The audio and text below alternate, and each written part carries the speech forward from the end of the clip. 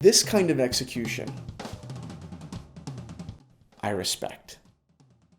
What is up, Watch fam? I am Christian from Theo and Harris. Today's watch question of the day is, what do you think Patek Philippe needs to do to attract a new generation of, I suppose, wealthy watch geeks?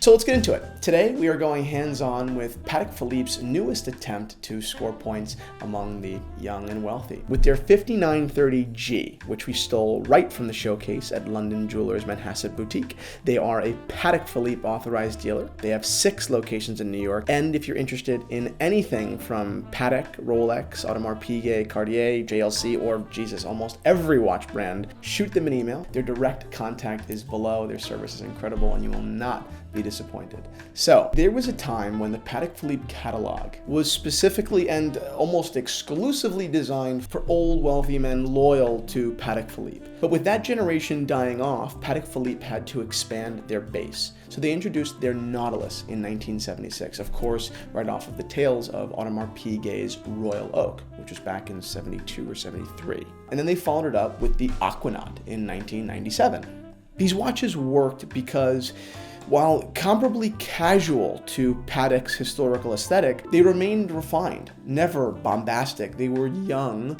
but not immature. Since '97, Patek has attempted to recreate that perfect balance of sport and elegance to expand the brand into new markets.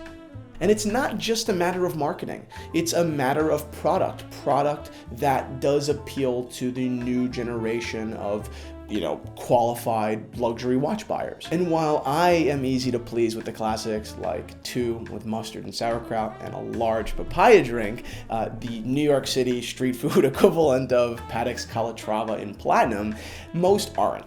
And that's okay.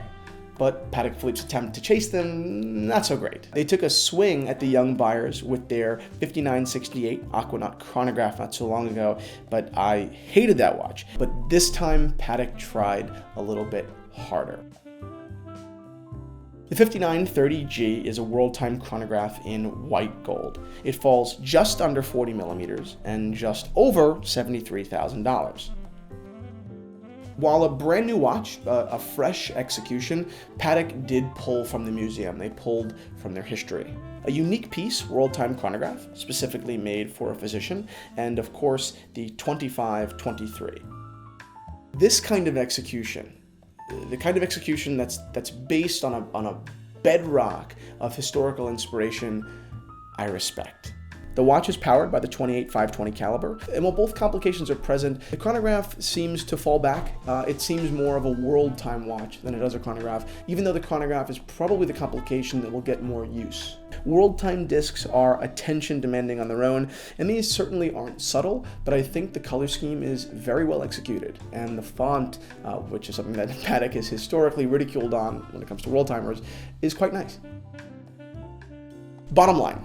Its size is enough for the young wrist and eye, and its complication scratches that affinity for sport that is still ablaze before a beautiful midlife crisis.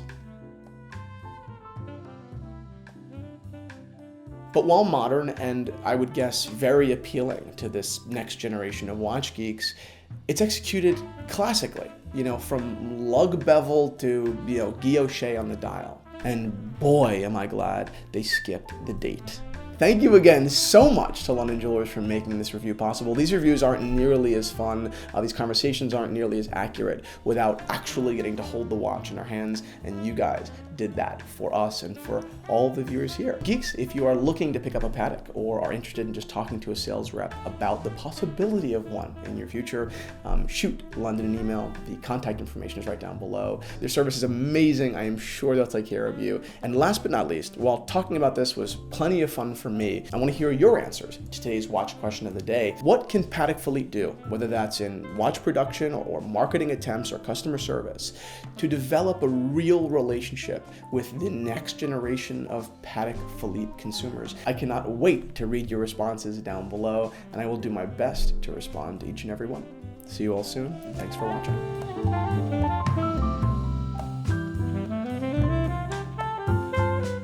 Ready? Not. Ready? Yes, To ready. be or not to be? Is nobler to Stop. suffer the slings. That's not slings. What is suffer the something? 1,000 arrows. Something.